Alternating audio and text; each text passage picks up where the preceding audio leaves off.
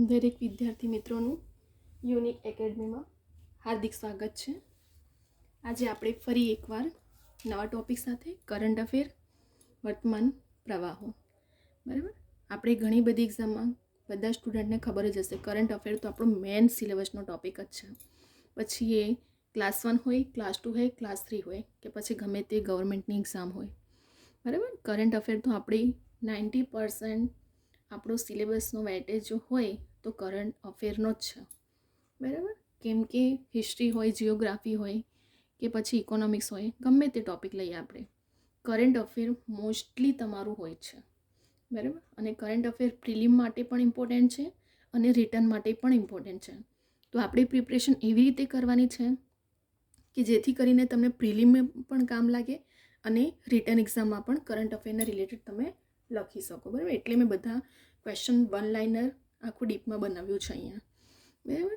અહીં આપણે સ્ટાર્ટ કરશું ધીરે ધીરે ક્વેશ્ચન, એટલે તમે થોડું યાદ પણ રહે અને તમે સ્ક્રીનશોટ લઈ લેજો, બરાબર. આપણા નવા 2026ના કરંટ અફેર્સ છે, આપણે સ્ટાર્ટ કરીએ અને આપણે બીજા બધા પણ ઘણા બધા વિડીયો લઈને આવશું કરંટ અફેર્સના, બરાબર. કેમ કે આપણો બહુ ઇમ્પોર્ટન્ટ ટોપિક છે કરંટ અફેર. તો હવે આપણે સ્ટાર્ટ કરીએ. સૌથી પહેલાં 72મી રાષ્ટ્રીય વોલીબોલ ટુર્નામેન્ટ કયા સ્થળે યોજાઈ હતી, બરાબર. તો આપણને 4 ઓપ્શન આપી દેવામાં આવશે, તો આપણે પછી શું આવવું જોઈએ? વારાણસી, બરાબર. આ વન લાઇનર એટલા માટે કરાવું છું કે પ્રિલિમ માટે હમણાં ઘણી બધી એક્ઝામો આવી રહી છે, સીસી, કોન્સ્ટેબલ, પીએસઆઈ, જીપીએસસી, ઘણી બધી એક્ઝામો છે. તો પ્રિલિમ માટે ઓપ્શનલમાં તમને વન લાઇનર બહુ જ ઇમ્પોર્ટન્ટ છે. અને પ્રિલિમમાં જ નહીં, પણ જો તમને આ બધા ક્વેશ્ચન વન લાઇનર છે તો આમાં રિટર્ન પણ તમારું કમ્બાઈન થઈ જશે, એટલે તમને બંને એક્ઝામમાં કામ લાગી જશે. ચલો, અહીં શું કીધું છે કે 72મી રાષ્ટ્રીય વોલીબોલ ટુર્નામેન્ટ કયા સ્થળે યોજાઈ હતી? તો વારાણસીમાં. હવે તમને પેપર સેટર ફેરવીને પણ પૂછી શકે છે કે હાલમાં કયા નંબરની રાષ્ટ્રીય વોલીબોલ ટુર્નામેન્ટ હતી? તો 72મા નંબરની. હવે ક્યાં યોજાઈ? તો વારાણસીમાં યોજાઈ હતી. અને એવું પણ પૂછી શકે છે કે વારાણસીમાં 72 નંબરની કયા સ્પોર્ટનું? તો વોલીબોલનું, બરાબર. 3 ક્વેશ્ચન અહીંથી જ નીકળી જાય છે. ત્યાર પછી સેકન્ડ, તાજેતરમાં મુખ્યમંત્રી શ્રી ભૂપેન્દ્રભાઈ પટેલ કેન્સરની પ્રાથમિક તપાસ માટે કઈ વાનનું ઉદ્ઘાટન કર્યું? તો આશા વાન, બરાબર. થોડું વધારે ફોકસ કરજો કરંટ અફેર પર, બરાબર. શું કીધું? ક્યાં કર્યું કેન્સર વાનની તપાસ માટે કયું વાનનું ઉદ્ઘાટન કર્યું? તો આશા wane. હવે કયા રોગ માટે ફેરવીને પણ પૂછે તો આપણે પછી કેન્સરના સારવાર માટે. ત્યાર પછી ત્રીજો ક્વેશ્ચન જોઈએ આપણે, યુએનએસસીનું પૂરું નામ. હવે યુએનએસસી હાલમાં બહુ ચર્ચામાં છે, એટલે આપણે થોડું વધારે ફોકસ રાખવાનું છે, એનું તમને બધું ટોપિક ખબર હોવો જોઈએ, બરાબર. આપણે વન લાઇનમાં ઘણા બધા ક્વેશ્ચન તમે ઇન્વોલ્વ કરી લીધું છે એમ તો. ચલો, યુએનએસસીનું પૂરું નામ United Nations security council.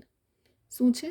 United Nations security council, યુએનએસસીનું પૂરું નામ. ક્લાસ 1, ક્લાસ 3 બધામાં જ આ ફૂલ ફોર્મ પૂછી શકાય છે, તો આપણને ખબર હોવું જોઈએ.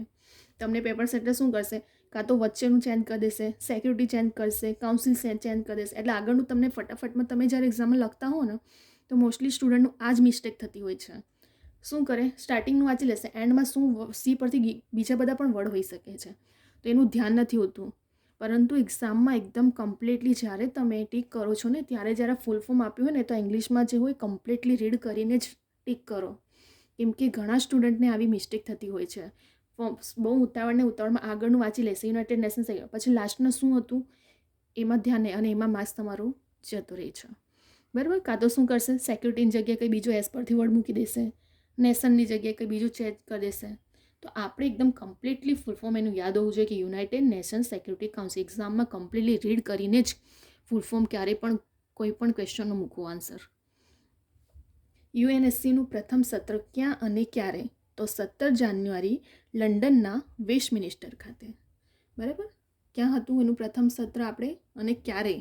તો 17 જાન્યુઆરી લંડનના વેસ્ટમિનિસ્ટર ખાતે. હવે યુએનએસસીમાં કેટલા સભ્ય છે? તો આપણી પાસે ટોટલ કેટલા છે યુએનએસસીના? 15 સભ્ય છે. હવે એમાં પાછું એવું પણ પૂછી શકશે તમને પેપર સેટર કે કાયમી કેટલા અને બિનકાયમી કેટલા? તો 5 કાયમી છે અને 10 એ બિનકાયમી છે. ટોટલ કેટલા? 15 થઈ ગયા. ફરી એકવાર, યુએનએસસીમાં 15 સભ્ય છે, 10 કાયમી છે અને 10 5 કાયમી છે અને 10 એ બિનકાયમી છે. હવે પાછું એવું પણ પૂછી શકે છે કે 5 કાયમી સભ્યો યુએનએસસીમાં કયા? તો અમેરિકા, બ્રિટન, ફ્રાન્સ, રશિયા અને ચીન. હવે તમને પેપર સેટર કન્ફ્યુઝ કઈ રીતે કરશે? 5 કાયમી સભ્યો આપ્યા છે, 4 ઓપ્શનમાંથી કયું નથી. તો આ જે 5 આપ્યા છે આપણને, એની સિવાય એક કોઈ બહારનું મૂકી શકે છે, અને પણ આપણને જો 5 ખબર હશે તો આપણે ઓપ્શનમાં આન્સર લખી શકીએ છીએ. બરાબર? શું કન્ફ્યુઝ કરશે તમને? 5 કાયમી આપ્યા છે, અમેરિકા, બ્રિટન, ફ્રાન્સ, રશિયા, ચીન. એક બહારનું હશે, તો ગમે તે 4માંથી આપણે પછી ખબર હોવું જોઈએ કે 5 કયા છે. બરાબર? પેપર સેટર એવી રીતે માઇન્ડ દોડાવે છે, તો આપણે પણ એવી રીતે જ પ્રિપરેશન કરવાની કે ગમે તે રીતે ફેરવીને પૂછે ને તો આપણી પ્રિપરેશન એકદમ કમ્પ્લીટ. આવું ગોખીને નહીં જતા રહેવાનું કે અમેરિકા, બ્રિટન, ફ્રાન્સ, રશિયા, ચીન. આપણે તો પછી એ 5 કમ્પ્લીટ યાદ પણ હોવું જોઈએ કે બહારનું મૂકે તો પણ કન્ફ્યુઝન ના થવું જોઈએ કે કઈ નીચેમાંથી કયું નથી, તો પછી નીચેમાંથી કયું આ 5 સિવાયનું જે હશે તે આન્સર નીકળી જશે. બરાબર? ત્યાર પછી આંતરરાષ્ટ્રીય યુવા દિન ક્યારે? તો 12 ઓગસ્ટ. કયું? 12 ઓગસ્ટ. ભારતમાં રાષ્ટ્રીય, જો આમાં પણ કન્ફ્યુઝન થાય છે ઘણા સ્ટુડન્ટને, આંતરરાષ્ટ્રીય યુવા દિન કહે તો 12 ઓગસ્ટ અને ભારતમાં રાષ્ટ્રીય યુવા દિન કહે તો 12 જાન્યુઆરી. બરાબર? આ બે ડેટમાં કન્ફ્યુઝન ના થાય. આ આંતરરાષ્ટ્રીય યુવા દિવસ છે 12 ઓગસ્ટ અને રાષ્ટ્રીય યુવા દિન એ 12 જાન્યુઆરી આવે છે. બરાબર? એવા ઘણા બધા ક્વેશ્ચન હોય છે ને કે આપણે જ્યાં સુધી એકદમ કમ્પ્લીટલી એને ના કરીએ ને તો આવું કન્ફ્યુઝન થાય છે. યુવા દિન, પરંતુ કયો યુવા દિન? તો આંતરરાષ્ટ્રીય અને ભારતીય રાષ્ટ્રીયમાં બંનેમાં ફેર પડી જાય છે. આંતરરાષ્ટ્રીય યુવા દિન કહે તો 12 ઓગસ્ટ અને ભારતમાં રાષ્ટ્રીય યુવા દિવસ કહે તો 12 જાન્યુઆરી. ત્યાર પછી આવે છે આપણો ભારતીય યુવાનોના પ્રેરણા સ્ત્રોત સ્વામી વિવેકાનંદનો જન્મ. તો કઈ તારીખે? 12 જાન્યુઆરી 1863.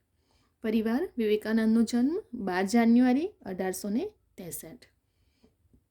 ત્યાર પછી તાજેતરમાં કયા શહેરમાં vibrant Gujarat regional conference Saurashtra Kutch યોજાઈ? જો ગુજરાત રિલેટેડ છે, થોડું વધારે ફોકસ કરજો આ ક્વેશ્ચન પર. બરાબર? ગુજરાતમાં વાઇબ્રન્ટ પર શું કોન્ફરન્સ સૌરાષ્ટ્ર કચ્છ ક્યાં યોજાયું હતું? તો રાજકોટમાં. હવે તમને પાછું ફેરવીને પણ પૂછે કે રાજકોટમાં, બરાબર, શેની કોન્ફરન્સ યોજાઈ હતી? તો તમને ખબર હોવું જોઈએ કે vibrant Gujarat regional conference Saurashtra Kutch. બરાબર? આમથી ફેરવે કે આ બાજુથી આન્સરથી ક્વેશ્ચનમાં ફેરવે, આપણે કમ્પ્લીટલી પ્રિપરેશન રાખવાની જ છે. તાજેતરમાં જસ્ટિસ રવતી મોહિતે ડેરે કયા રાજ્યના હાઈકોર્ટના પ્રથમ મુખ્ય ન્યાયાધીશ બન્યા છે? તો મેઘાલયના. બરાબર? કોણ છે? તો જસ્ટિસ રવતી મોહિતે ડેરે. તમને પેપર સેટર પાછું ફેરવીને પણ પૂછે કે જસ્ટિસ રવતી મોહિતે ડેરે કયા રાજ્યની? તો મેઘાલયની. અને મેઘાલયના કોણ હાઈકોર્ટની પ્રથમ મહિલા મુખ્ય ન્યાયાધીશ બન્યા છે? તો પછી જસ્ટિસ રવતી મોહિતે. બરાબર? મોસ્ટલી સ્ટુડન્ટ આવી રીતે પ્રિપરેશન કરતા હોય કે જસ્ટિસ રવતી મોહિતે તો મેઘાલયના, પરંતુ આનું પાછું ઊંધું બી ફેરવાનું પ્રિપરેશન કરવાની કે મેઘાલયનું કોણ છે પ્રથમ મહિલા મુખ્ય ન્યાયાધીશ બન્યા છે? તો જસ્ટિસ રવતી મોહિતે બન્યા છે. પાછા બીજું એક પેપર સેટર તમને એવી રીતે બી કન્ફ્યુઝ કરશે. તમને આગળના નામ 4 ઓપ્શનમાં સેમ હશે, પાછળનું સરનેમ ચેન્જ કરી દેશે. જો કોમ્પિટિશન કેવી રીતે ટફ બનાવવામાં આવે, તમને ફટાફટમાં તમે શું વાંચશો? જસ્ટિસ રવતી એટલે ફટાફટ ટીક કરીને આવી ગયા? નહીં, કમ્પ્લીટલી આખું નામ વાંચો અને ત્યાર પછી, કેમ કે ઘણા જ પેપર સેટર લાસ્ટ યરના પેપરમાં એવું કર્યું છે કે સેમ જ નેમ હોય છે, આગળનું ચેન્જ કરી દેશે, વચ્ચેનું ચેન્જ કરી દેશે કે પાછળની સરનેમ ચેન્જ કરી દેવામાં આવે, અને સ્ટુડન્ટ શું કરે? ફટાફટમાં સ્પીડમાં બસ આગળનું નામ વાંચી લીધું, એટલે ટીક માર્ક કરીને આવી ગયા. આપણી પ્રિપરેશન એવી રીતે નથી કરવાની. હું દરેક પોઈન્ટ તમને હાઇલાઇટ કરું છું કે ક્યાં મોસ્ટલી સ્ટુડન્ટને પ્રોબ્લેમ થાય છે, ક્યાં કન્ફ્યુઝન થાય છે અને ક્યાં સ્કીપ કરીને આવે છે માર્ક્સ. બરાબર? હું દરેક વિડીયોમાં તમને બધું શ્યોર એકદમ કમ્પ્લીટલી સમજાવીશ કે આપણે એવી રીતે ભૂલ ના થાય એક્ઝામમાં. બરાબર? આપણે તો મેરિટમાં આવું છે એટલે એક માર્ક્સ ઇમ્પોર્ટન્ટ છે. તાજેતરમાં શ્રી ફ્રેડરિક મર્જ ભારતની મુલાકાતે આવ્યા તે કોણ છે? તો કોણ છે? જર્મનીના ચાન્સેલર. કોણ છે? Frederick merge. હવે તમને પાછું પૂછી શકે છે કે ભારતની મુલાકાતે કોણ આવ્યું હતું? જર્મનીનું ચાન્સેલર. તો પછી ફ્રેડરિક મર્જ. પાછું ફેરવશે આમથી આમ કે આમથી આમ. ફ્રેડરિક મર્જ કોણ છે? જર્મનીના ચાન્સેલર. ભારતની મુલાકાતે કોણ આવ્યું હતું? તો ફ્રેડરિક મર્જ. ફ્રેડરિક મર્જ કોણ છે? તો જર્મનીનો ચાન્સેલર. બરાબર? એકમાં 3 ક્વેશ્ચન ફેરવે કે ગમે ત્યાંથી ફેરવે, આપણને તો કમ્પ્લીટલી હોવું જોઈએ કે ભારતની મુલાકાતે કોણ આવ્યું હતું? તો ફ્રેડરિક મર્જ. અને જે જર્મનીના ચાન્સેલર છે. બરાબર. તાજેતરમાં ઇસરોનું PSLV-62 મિશન ત્રીજા તબક્કામાં ટેકનિકલ ખામીને કારણે નિષ્ફળ ગયું હતું. કયું? ઇસરોનું PSLV-62, જેમાં વિવિધ ઉપગ્રહો સાથે આ મિશનનો મુખ્ય ઉપગ્રહ કયો? તો અન્વેષા EOS-N1. બરાબર. કયો હતો ઉપગ્રહ? અન્વેષા EOS-N1. કયો? ઇસરોનું PSLV-62 મિશન ત્રીજા તબક્કામાં કયા ટેકનિકલ ખામીના કારણે નિષ્ફળ ગયું હતું? અને આ વિવિધ ઉપગ્રહો સાથે મિશન મુખ્ય ઉપગ્રહ જે હતો તે અન્વેષા EOS-N1 હતો. હવે તમને એવું પણ પૂછી શકે છે કે અન્વેષા EOS-N1 મુખ્ય ઉપગ્રહ કોનો હતો? તો PSLV-62નો. આમથી ફેરવ્યું આમ કે પછી આ ક્વેશ્ચનને ફેરવીને આ બાજુ આન્સર લાવે. બરાબર. કયું? ઇસરોનું કયું પછી એવું પણ પૂછી શકે કે કયું ટેકનિકલ ખામીના કારણે નિષ્ફળ ગયો હતો? તો પછી ઇસરોનું PSLV-62 નિષ્ફળ ગયું હતું. કયા ખામીને કારણે? તો ટેકનિકલ ખામીને કારણે. તેનો મુખ્ય ઉપગ્રહ કયો? તો અન્વેષા. અન્વેષા એ કોનો મુખ્ય ઉપગ્રહ હતો? તો PSLV-62. આમાંથી 4 ક્વેશ્ચન મેં તમને બનાવીને સમજાવી દીધું કે પેપર સેટરના માઇન્ડમાં શું હોય છે અને કેવી રીતે તમને કન્ફ્યુઝ કરી શકે છે. બરાબર. ત્યાર પછી આવે છે 2026માં નીચેની પૈકી કઈ સંસ્થા પરમ શક્તિ સુપર કોમ્પ્યુટરનું ઉદ્ઘાટન કર્યું? તો કોણે કર્યું હતું? IIT મદ્રાસે કર્યું હતું. તમને પાછું ફેરવશે કે પરમ શક્તિ સુપર કોમ્પ્યુટર એક તો કોણે? તો IIT મદ્રાસ. IIT મદ્રાસે કયું શેનું ઉદ્ઘાટન કર્યું? તો પરમ શક્તિ સુપર કોમ્પ્યુટિંગનું ઉદ્ઘાટન કર્યું હતું. બરાબર. કોણે? IIT મદ્રાસે. ભારતમાં થલ સેના દિવસ તો 15 જાન્યુઆરી. તમને આ ડેટવાળું પણ ઘણું મૂકે છે. આગળની ડેટ સેમ રાખશે, પાછળના મહિના ચેન્જ કરશે. કાં તો મહિના સેમ હશે, ડેટ ચેન્જ કરી દેશે. આપણે તો કમ્પ્લીટલી રીડિંગ કરીને જ આન્સર મૂકવાનો છે એક્ઝામમાં. મેં તમને એટલે હાઇલાઇટ કરું છું કે જેથી કરીને મોસ્ટલી સ્ટુડન્ટને જો શું પ્રોબ્લેમ થઈને આવે છે ને એક્ઝામમાં, અને એના લીધે ઘણા સ્ટુડન્ટ બ્રિલિયન્ટ હોય છે કે જે ગવર્મેન્ટ એક્ઝામમાં થોડી મિસ્ટેકના લીધે રહી જાય છે. જો કે ખરેખર તેઓ કમ્પ્લીટલી એ લોકોની પ્રિપરેશન પણ હોય છે, પરંતુ એક ભૂલના લીધે, ઉતાવળના લીધે સ્ટુડન્ટ મેરિટમાં આવવાથી રહી જતા હોય છે. તો એવી ભૂલો કઈ થાય છે, કેવી રીતે થાય છે, મેં દરેક વિડીયોમાં મેન્શન કરીશ, કેવી રીતે બતાવીશ પણ તમને. બરાબર. કે આપણને જો પેપર સેટર આમથી આમ ફેરવે કે આમથી આમ ફેરવે, આપણે કમ્પ્લીટલી આવી રીતે પ્રિપરેશન હોવી જોઈએ. ફરી એકવાર આપણે રિવિઝન કરી લઈએ ફટાફટ. 72મી રાષ્ટ્રીય વોલીબોલ ટુર્નામેન્ટ કયા સ્થળે? તો વારાણસી. મુખ્યમંત્રી શ્રી ભૂપેન્દ્રભાઈ પટેલ કેન્સરની પ્રાથમિક તપાસ તો કઈ વાનનું ઉદ્ઘાટન કર્યું? આશા વાનનું ઉદ્ઘાટન કર્યું. UNSCનું પૂરું નામ? United Nation Security Council. UNSCનું પ્રથમ સત્ર ક્યાં અને ક્યારે? તો 17 જાન્યુઆરી લંડનના વેસ્ટમિનિસ્ટર ખાતે.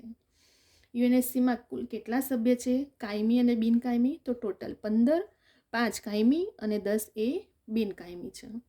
હવે 5 કાયમી સભ્યો કયા? તો અમેરિકા, બ્રિટન, ફ્રાન્સ, રશિયા, ચીન. અમેરિકા, બ્રિટન, ફ્રાન્સ, રશિયા, ચીન. આંતરરાષ્ટ્રીય યુવા દિન તો 12 ઓગસ્ટ. ભારતમાં રાષ્ટ્રીય યુવા દિન કહે તો 12 જાન્યુઆરી. ભારતના યુવાનોનો પ્રેરણાસ્ત્રોત સ્વામી વિવેકાનંદનો જન્મ તો 12 જાન્યુઆરી 1863. કયા શહેરમાં vibrant Gujarat regional conference Saurashtra Kutch યોજાઈ? તો રાજકોટમાં. જસ્ટિસ રવતી મોહિતે ડેરે કયા રાજ્યના હાઈકોર્ટના પ્રથમ મહિલા મુખ્ય ન્યાયાધીશ બન્યા? તો મેઘાલયના. કોણ? જસ્ટિસ રવતી મોહિતે ડેરે. બરાબર. ક્યાંના? મેઘાલયના પ્રથમ મહિલા મુખ્ય ન્યાયાધીશ. શ્રી ફ્રેડરિક મર્જ ભારતની મુલાકાતે આવ્યા તે કોણ હતું? તો જર્મનીના ચાન્સેલર. જર્મનીના શું છે? ચાન્સેલર છે.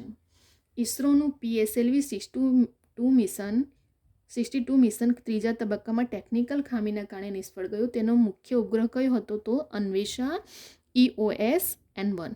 હવે અન્વેષા EOS-N1 શેનું હતું મુખ્ય ઉપગ્રહ? તો PSLV-62નો હતો. 2026માં નીચે પૈકી કઈ સંસ્થા પરમ શક્તિ સુપર કોમ્પ્યુટિંગ ઉદ્ઘાટન કર્યું હતું? IIT મદ્રાસનો. ભારતમાં થલ સેના દિવસ તો 15 જાન્યુઆરી. 15 જાન્યુઆરી કયો દિવસ આવે? તો થલ સેના દિવસ આવે. બરાબર. અહીં આપણે 15 short question complete 1 liner current અફેરના થઈ ગયા છે. આપણને પ્રિલિમમાં પણ કામ આવશે અને રિટર્નમાં પણ એક્ઝામમાં જે વિદ્યાર્થી સ્ટુડન્ટ પાસે છે એને કામ આવવાનું જ છે.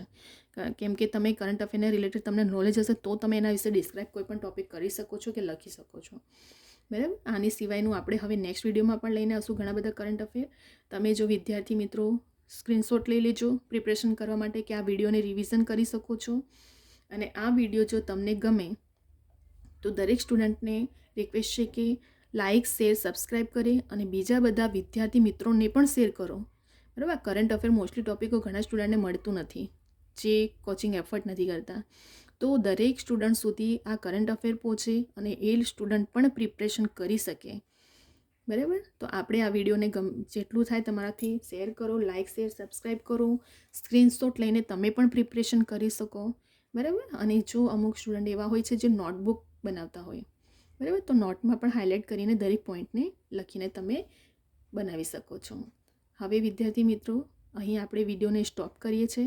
હવે આપણે બીજા નેક્સ્ટ વિડીયોમાં પણ ઘણા બધા કરંટ અફેર લઈને આવીશું અને બીજા બધા ઘણા બધા સબ્જેક્ટના પણ હું ટોપિકમાં કઈ રીતે કેવી રીતે કન્ફ્યુઝન થાય છે, આપણે પ્રિપરેશન પ્રિલિમમાં એની કેવી રીતે કરવું છે અને મેં તમને એવી રીતે જ પ્રિપરેશન કરાવીશ કે ડબલ મહેનત ના કરવી પડે પ્રિલિમમાં પણ અને રિટર્નમાં પણ તમને કામ લાગી શકે. બરાબર. અહીં આપણે વિડીયોને સ્ટોપ કરીએ છીએ. હવે આપણે નેક્સ્ટ વિડીયો લઈને આવશું.